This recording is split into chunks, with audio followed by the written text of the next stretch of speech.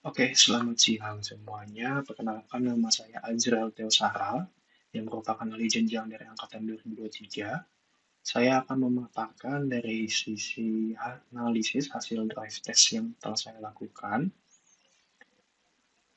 Mungkin sebelumnya saya akan menjelaskan dari sisi teori terlebih dahulu. Nah, drive test adalah pengukuran kualitas sinyal yang dilakukan dengan menggunakan kendaraan di wilayah yang relatif luas atau outdoor. Nah, ini bisa dilakukan dengan menggunakan mobil ataupun kendaraan bermotor. Dan kemudian untuk tujuan drive test itu untuk mengetahui dan mengamati kondisi sinyal pada suatu wilayah dengan memperhatikan nilai kuat sinyal terima, RX level, dan kualitas sinyal RX quality, dan dari sisi UI atau user equipment, sehingga dapat diketahui kondisinya di wilayah tersebut masih layak atau perlu dilakukan optimasi. Jadi, pada suatu wilayah ataupun area yang akan kita ukur tidak selamanya memiliki coverage yang bagus secara keseluruhan. Nah, maka dari drive test ini akan membuktikan apakah wilayah tersebut layak dan apakah perlu dilakukan optimasi. Nah, jadi dari parameter drive test yang dilakukan, ini kita mengambil dari sisi parameternya 4G. Yang pertama dari SRFP atau Reference Signal Receive Power. Ini untuk mengukur tingkat kekuatan sinyal yang diterima. Nah, kemudian ada RSSQ, yaitu Reference Signal Receive Quality, revisi RSRQ, untuk mengukur kualitas sinyal yang diterima. SNR atau Signal to Interference Noise Ratio, itu untuk mengukur kualitas sinyal yang diterima dengan sinyal interferensi. Dan kemudian untuk DL atau UL ini adalah download dan upload rate, ini untuk kecepatan penginstalan dan pengunduhan data. Nah, aplikasi yang drive test yang saya pakai yang pertama adalah OpenSignal. Jadi OpenSignal ini merupakan aplikasi yang dapat menunjukkan peta jangkauan sebuah operator seluler dalam sebuah daerah atau area yang ingin diukur. Nah, jadi nanti pada saat kita membuka sebuah aplikasi, itu akan menunjukkan bahwa jaringan yang kita pakai yaitu dari penelitian saya adalah Indosat. Kemudian nanti pada bagian cell towers ini akan menunjukkan beberapa PTS ataupun tower yang tercoverage pada HP saya untuk jaringan Indosat. Kemudian untuk aplikasi GNetTrack. Nah, untuk GNetTrack ini sebenarnya ada dua versi.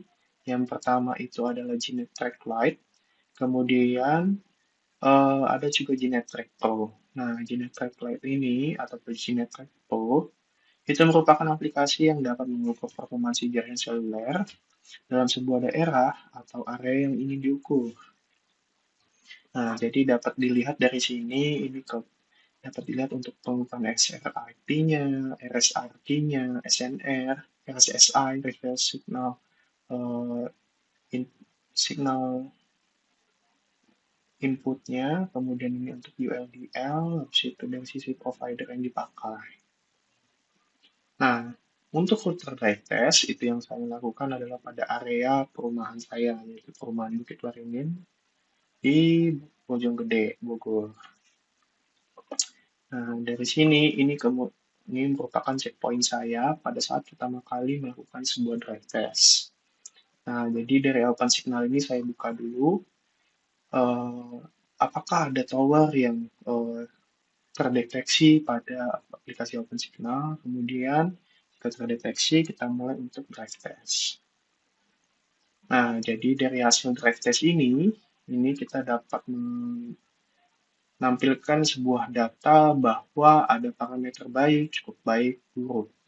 Nah, kalau untuk parameter baik ini merupakan parameter yang dimana untuk range-nya itu dari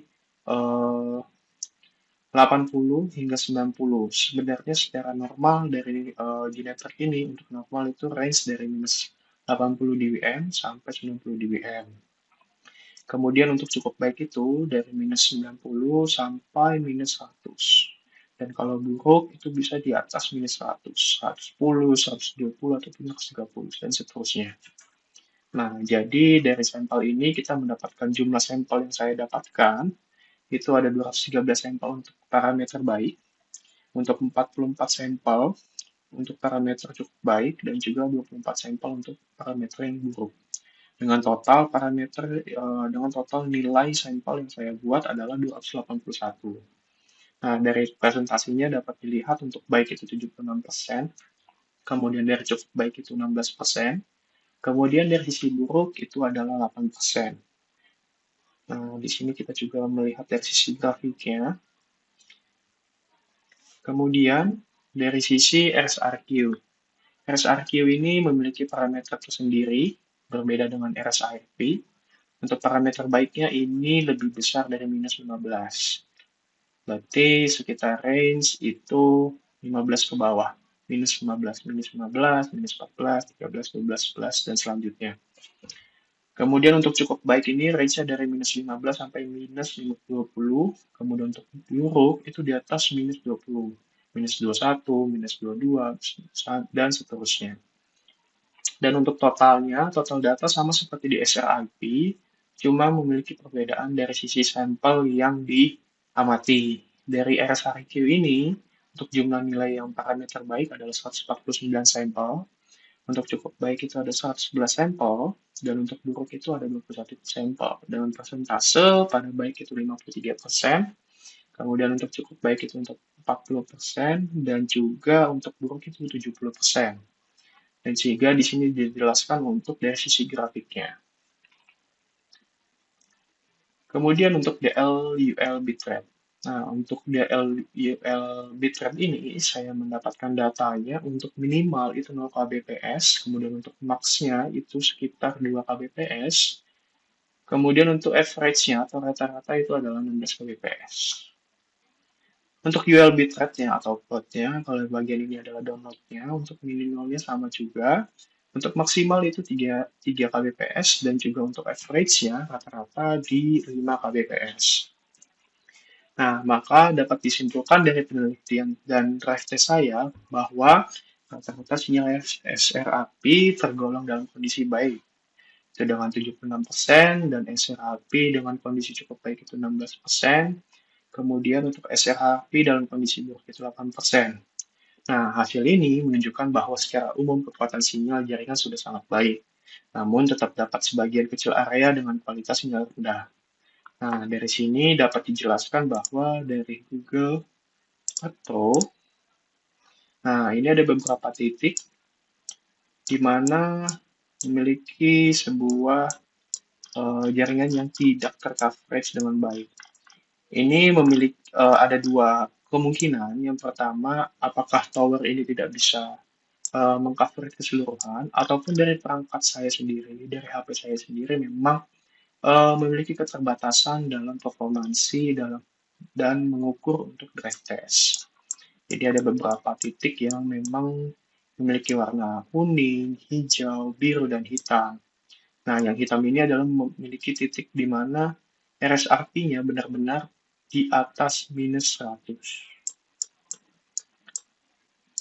Nah, kembali lagi, untuk di bagian SRQ, itu untuk kondisi baiknya di 53%, kemudian untuk di cukup baiknya adalah 40%, dan untuk kondisi buruknya adalah 7%.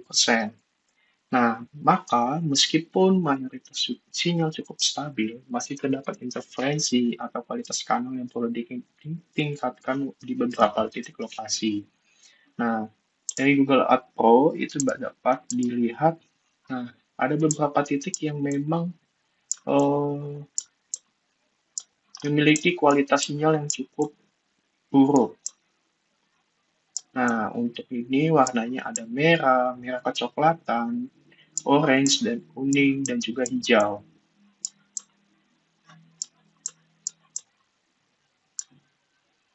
Oke, selanjutnya untuk bagian ULDL. Nah, untuk ULDL ini rata-rata uploadnya 5,3 kbps, untuk rata-rata downloadnya 16,3 kbps. Nah, maka Nilai throughput ini menunjukkan bahwa performansi jaringan data pada lokasi pengukuran relatif rendah, sehingga dapat memengaruhi pengalaman pengguna terutama untuk akses internet yang membutuhkan bandwidth tinggi. Ini sebenarnya saya tidak melakukan tes data sequence pada di NetTrack Pro-nya, maka dari sisi rata-rata upload ini ataupun kata-kata download ini tidak akan mengalami kenaikan secara signifikan atau mengalami rata-rata yang cukup besar.